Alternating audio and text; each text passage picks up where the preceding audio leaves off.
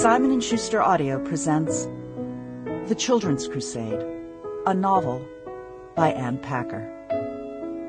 Read by Cotter Smith, with Santino Fontana, Marin, Ireland, Thomas Sadoski, and Frederick Weller.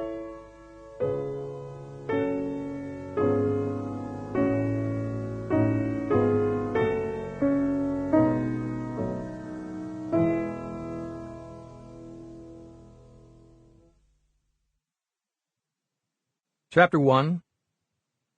California Live Oak. Bill Blair received his discharge from the Navy on a September morning in 1954. He'd served on hospital ships off Incheon and Pusan, Korea, for 2 years, and then completed his service at the Oak Knoll Naval Hospital, a cluster of wooden barracks on a grassy hillside in Oakland, California. On the afternoon of his discharge, he borrowed a convertible and headed across the Bay Bridge, an unplanned adventure that seemed like just the ticket for a fellow with some time on his hands.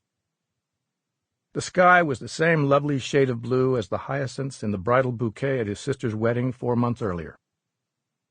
He'd gotten a weekend's leave and made it home to Michigan in time for a pre-wedding family breakfast, at which his years of service were so celebrated that the very thing he'd sought from the trip, a return to the life he'd known before open wounds and gangrenous limbs and amputations, slipped finally and irrevocably out of his grasp.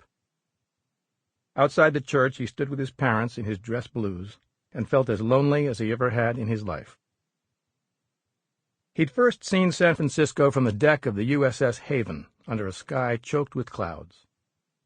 Now, as he drove, he found himself drawn less to the bright downtown than to the low-lying hills beyond it, beribboned with candy-colored houses. He stayed on the highway, heading for the next set of hills, and soon he was moving alongside the pale bay approaching the airport.